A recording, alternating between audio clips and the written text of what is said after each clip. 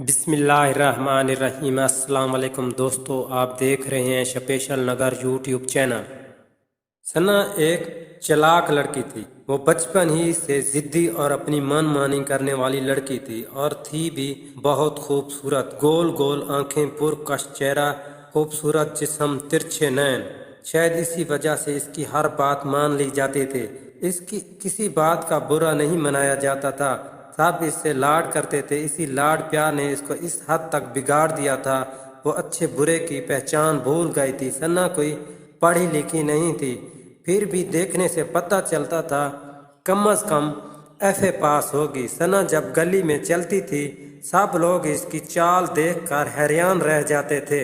ہر گھر کی خواہش تھی یہ ہماری بہو بنے۔ ثنا کوئی غلطی کرتی، اس کی ماں انیلا اس کی غلطی پر پردہ ڈال دیتی اور کہتی، میری بیٹی نے کون سا قصور کیا ہے، تم سب لوگ اس کے پیچھے پڑے ہو۔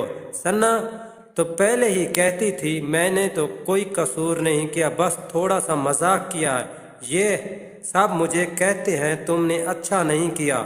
ثنا کی شادی اس کے چچا زاد بھائی اختر سے ہو گئی۔ اختر بھی اچھا لڑکا تھا، کبھی کسی کا دل نہیں دکھایا، کبھی کسی نے کوئی برا بھلا کہہ بھی دیا تو ہنس کر ٹال دیا۔ اختر دل کا بہت اچھا لڑکا تھا، میٹرک پاس تھا، اچھے برے کی تمیز جانتا تھا، چھوٹے بڑے کی عزت کرتا تھا۔ اختر نے بھی ثنا کو پلکوں پر بٹھا لیا، اس کے ناز اٹھائے، اس کی ہر خواہش پوری کی۔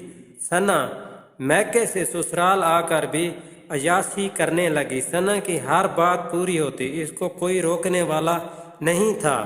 ثنا کی بہن گھر میں اس کی مخالفت کرتی تھی، ماں کے آگے باپ کے آگے اس کی شکایت لگاتی۔ ثنا کی ماں نے ثنا کی سائڈ لے جانی۔ سسرال میں اختر کا بھائی تنویر اختر کو کہتا، بھائی بھابھی کو اس جگہ سے روک لو، ادھر نہ جانے دو۔ ثنا نے یہ بات کر دی، ثنا نے اس طرح کر دیا۔ اختر کہتا، ثنا سمجھدار ہے، وہ یہ کام نہیں کرتی۔ اس طرح ثنا کی تمام غلطیوں پر پردہ پڑ جاتا، ثنا پر ذرا بھی اثر نہ ہوتا۔ نہ ہی ثنا سوچتی اس کام میں میری بےعزتی یا اس سے خاندان کی عزت خاک میں مل جائے گی۔ ثنا نازوں سے پلی بڑی تھی، ہر کام کر کے خوشی محسوس کرتی تھی۔ ثنا کی بہن اقرا بالکل اس سے مختلف تھی۔ اقرا نے بھی ثنا کو بڑی دفعہ روکا، باجی اس طرح نہ کیا کریں۔ اقرا کی کب سنی جاتی تھی، بڑے بزرگ کہہ گئے ہیں، عورت غلطی تو تسلیم کرتی ہی نہیں، کہہ دیتی ہے میں نے تو بس اس طرح کیا ہے، اس میں میں نے کون سی غلطی کی ہے۔ کسی درخت کے سائے میں ایک عورت بیٹھی تھی، تھکن دور کر رہی تھی، یعنی آرام کر رہی تھی۔ بیچاری تھکی ہاری پتہ نہیں کہاں سے آئی تھی۔ ایک اور عورت آ گئی، دونوں بیٹھ گئی۔ ایک بولی، بہن گھر سے ناراض ہو کر آئی ہو؟ دوسری کہنے لگی، ناراض تو نہیں ہوئی، گھر والے نے نکال دیا ہے۔ بہن تم گھر سے ناراض ہو کر آئی ہو؟ وہ بولی، نہیں بہن، گھر والے نے نکال دیا ہے۔ بہن تمہارا کیا قصور ہے؟ دوسری بولی، بہن میرا قصور تو کوئی نہیں، گھر والا کام سے تھکا ہارا آیا اور بھوکا تھا، مجھے کہنے لگا روٹی پکا کر دو، میں روئی کاٹ رہی تھی، جلدی سے اٹھی، ہانڈی رکھی، شلجم پکانے لگی۔ شلجم کی بجائے دھاگے والا لچھا ہانڈی میں ڈال دیا، روٹی کے ساتھ اس کو دے دیا۔ وہ روٹی کھانے لگا۔ جیسے اس نے شلجم کو پکڑا توڑا تو شلجم لمبا ہوتا چلا گیا۔ وہ میری طرف دیکھنے لگا، شلجم 1 گز لمبا ہو گیا۔ مجھے کہنے لگا یہ کیا ہے؟ تو میں نے کہا مجھے کیا پتا کیا ہے، میں نے تو صرف شلجم پکائے ہیں، میرا کیا قصور ہے اس میں؟ اسی بات پر اس نے مجھے گھر سے نکال دیا ہے، میں نے کوئی غلطی نہیں کی، میرا کوئی قصور نہیں تھا، شلجم کی جگہ دھاگے والا لچھا ہانڈی میں ڈال دیا ہے۔ بہن تیرا کیا قصور تھا؟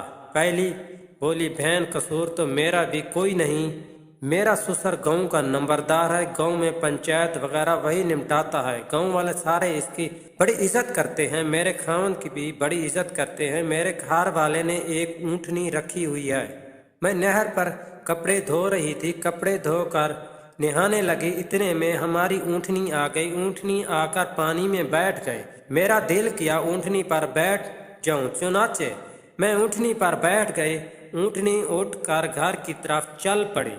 मैं नंगी ऊँटनी पर बैठी हुई थी। गांव में पंचायत बैठी हुई थी। कोई झगड़ा था जो मेरा ससुर इसका फैसला कर रहा था। ऊँटनी आकर इस जगह बैठ गए। सब लोग देख रहे थे। एक आदमी ने आकर मेरे ऊपर चादर दी। मैं घर आ गई। मेरे ससुर ने आकर मेरे खामन को बताया, इसने मुझे घर से निकाल दिया। मैंने कसूर तो कोई नहीं किया, सिर्फ ऊँटनी पर तो ही बैठी थी, वो भी अपनी ही ऊँटनी थी, किसी गैर की तो ऊँटनी नहीं थी। हाँ बहन, सारा कसूर ही तो औरत का है। कोई भी काम इसको अपनी मर्जी से नहीं करने देते। इसी तरह कुछ सना करती है। देखें क्या करती है। सना के यहाँ एक खूबसूरत बच्चा पैदा होता है। यूं सना के घर रौनक लग जाती है। सना को अब और भी खुशी होती है। यूं सना के नाज नखरे बढ़ जाते हैं। सना का घर वाला अख्तर गांव की एक फैमिली, खाते पीते लोग हैं, इनके साथ काम करता है। मंडी में वो सब्जी पर काम करते हैं, कमीशन लेते हैं। अख्तर इनके पास मुलाजिम है। इस खानदान के साथ गांव के किसी भी आदमी की कोई सलाम दुआ नहीं है, बस सिर्फ मतलब तक बोल चाल है और कुछ नहीं है। या फिर इनके डर की वजह से कोई इनसे बोल लेता है। इस खानदान की एक बड़ी निशानी ये भी है, हर फर्द की 7-7 उंगलियां हैं, पाँव की भी और हाथों की भी 7-7 उंगलियां हैं। अख्तर का तो इनके घर मजबूरन आना जाना था, क्योंकि वो इनका मुलाजिम था। सना भी इनके घर आने जाने लगी। सना की बहन इकरा ने भी अम्मी को कहा, बाजी को रोकें, ये इनके घर ना जाएं, वो लोग अच्छे नहीं आए। इनके लड़के लुच्चे लिफंगे हैं, वो पूरे गांव में बदनाम भी हैं। इनका लड़का साजिद तो और भी बुरा आदमी है, वो किसी की बहन बेटी को बहन बेटी ही नहीं समझता। एक दिन मेरी सहेली सुमेरा को इसने पकड़ लिया था। सुमेरा बड़ी मुश्किल से मिन्नत समाजत करके कोई बहाना बनाकर इससे जान छुड़ा कर आई थी। अख्तर का भाई तनवीर भी भाई को कहता रहा, भाई भाभी को इनके घर जाने से रोको। सना की अम्मी भी कह देती, मेरी बेटी कौन सा गुनाह कर रही है, क्या कसूर किया है इसने, कोई गलत काम नहीं करती, मेरी बेटी समझदार है, खूबसूरत लड़की, क्या किसी के घर नहीं जाती। अख्तर अपने भाई को कहता, मेरी बीवी पाक दामन है, बेगुनाह है, कोई गलत काम नहीं करती, समझदार है, अपने खानदान की इज्जत जानती है, खानदान की बेइज्जती नहीं होने देगी, कोई ऐसा काम नहीं करेगी जिससे मेरी या मेरे खानदान की बेइज्जती होगी।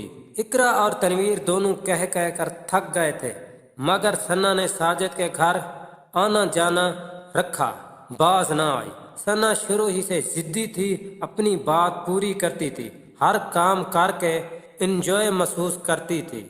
अब तो पूरे गांव में सना और साजिद का मिलना, बातें करना मशहूर हो गया था। अब साजिद सरेआम गली में सना के साथ बातें करता था। सना भी हंस हंस कर इसकी बातों का जवाब दे देती थी, मगर साजिद के डर से कोई जहर बात ना करता था, साजिद गले पड़ेगा। तनवीर और इकरा ने माँ और भाई को फिर बोला, अब तो पूरा गांव बातें कर रहा है, अब तो सना को रोक लो। सना की माँ और घर वालों ने कहा, लोग तो ऐसे ही बातें करते हैं, लोगों का क्या करना है, पाक दामन के दामन पर दाग लगाते हैं, अपने मुंह से बातें करते हैं तो करते रहे। अल्लाह ताला ने सना के यहाँ एक बच्ची पैदा की, इसकी भी 7-7 हाथों की और पाँव की उंगलियां थी। दई ने बच्ची इकरो को दी, ये लो अपनी भांजी और अपनी बहन का कारनामा देख लो। इकरा ने बच्ची को उठाया, बाहर सहन में ले आए, माँ से कहने लगे, ये देख लो बाजी के करतूत, ये बच्ची साजिद की है। अम्मी मैं ना कहती थी बाजी चंद चढ़ाएगी, आप कहती थी मेरी बेटी ऐसा काम नहीं करती, अब तो यकीन आ गया होगा, मैं ठीक कहती थी। इधर तनवीर को पता चला तो तनवीर ने भाई अख्तर का दिमाग खाना शुरू कर दिया। भाई मैंने आपको कहा था भाभी को मना कर दें, वो लोग अच्छे नहीं हैं। भाईजान आपने हमारी एक ना सुनी, अब इन लोगों के मुंह बंद करो। इस बच्ची को मारोगे तो सीधे थाने जाओगे, सन्ना को मारोगे तब भी पुलिस केस बनेगा, अब क्या करोगे। अब सन्ना की अम्मी اور اختر دونوں خاموش، کسی کی بات کا جواب نہیں دیتے تھے۔ ادھر ثنا خود شرمندہ تھی، اب کس طرح جھوٹ بولے کہ اس نے برا کام نہیں کیا۔ وہ بھی خاموش، کسی کی بات کا جواب نہیں دے رہی تھی۔ یہ بات آگ کی طرح پورے گاؤں میں پھیل گئی۔ ادھر ساجد گھر سے بھاگ گیا، وہ کراچی چلا گیا۔ اس طرح گاؤں والے بھی اور باتیں کرنے لگے۔ ساجد کیوں بھاگ گیا؟ کوئی کچھ کہتا تو کوئی کچھ کہتا۔ ادھر ثنا نے بھی کھانا پینا چھوڑ رکھا تھا، بچی کو بھی دودھ وغیرہ نہیں پلاتی تھی۔ ثنا کی بہن اقرا زبردستی ثنا کو کوئی چیز کھلا دیتی۔ اختر نے اور ثنا کی ماں نے بھی ثنا سے بات چیت کرنا چھوڑ دی تھی۔ ثنا نے بچی کو دودھ پلانا چھوڑ دیا تھا۔ اگر رو رہی ہے تو کوئی پرواہ نہیں، روتی رہے۔ دن میں ایک آدھا دفعہ دودھ پلا دیا، ورنہ روتی رہے۔ بعض دفعہ تو ثنا نے بچی کو کہنا، کہاں سے تم منحوس پیدا ہو گئے ہو ہمارے گھر، اس سے تو اچھا تھا تو پیدا ہی نہ ہوتی، تم نے آ کر میری زندگی عذاب بنا دی ہے، کہاں سے پیش پڑ گئی ہو، مر جاؤ، میری جان چھوڑ جاؤ۔ نہ مرتی ہو نہ جان چھوڑتی ہو، تمہاری وجہ سے آج مجھے یہ باتیں سننا پڑ رہی ہیں۔ ٹھیک 1 ماہ کے بعد وہ بچی فوت ہو گئی۔ اس ظالم دنیا کے ظلم برداشت نہ کر سکی، سسکتی بلکتی روتی ہوئی اس ظالم دنیا کو بد دعائیں دیتی ہوئی مایوس ہو کر چلی گئی۔ جو روح بن گئی ہے اس نے تو آنا ہی ہے، وہ تو اس دنیا میں آئے گی، مگر اس میں اس کا کیا قصور ہے؟ اس کو منحوس قرار دے دیا گیا۔ یہ منحوس ہے، اس پر اپنے گناہ کا الزام لگایا گیا۔ جو روح بن گئی ہے اس نے تو اس دنیا میں آنا ہے، چاہے وہ جائز ہے یا ناجائز ہے، اس میں اس کا کوئی قصور نہیں ہے۔ وہ پیدا کیوں ہوئی، اس دنیا میں کیوں آئی؟ اس سٹوری کو پڑھنے والے فیصلہ کریں اور جواب دیں، اس میں کس کا قصور ہے؟ اس بچی کا قصور ہے جو 7 انگلیاں لے کر پیدا ہوئی، یا پھر اس کے باپ کا قصور ہے جس نے اس کی ماں کو نہ روکا، یا اس میں ثنا کا قصور ہے جس نے یہ گناہ کیا، یا ثنا کی ماں کا قصور ہے جس نے اپنی بیٹی کو نہ روکا، وہ اس کی غلطیوں پر پردہ ڈالتی رہی۔ ثنا نے اتنا بڑا قدم اٹھایا اور اپنے خاندان کی عزت کا بھی بھرم نہ رکھا، پھر ثنا نے اس معصوم کے ساتھ ایک اور ظلم کر دیا، اس کو دودھ تک نہ پلایا جو اس کا حق تھا، اپنے گناہ کو چھپانے کی ناکام کوشش کی جس کا اس کو کوئی فائدہ نہ ہوا۔ قصور کس کا ہے؟ ثنا کا، یا ثنا کی ماں کا، یا پھر ثنا کا، یا پھر اس بچی کا جو اس ظالم دنیا میں پیدا ہوئی؟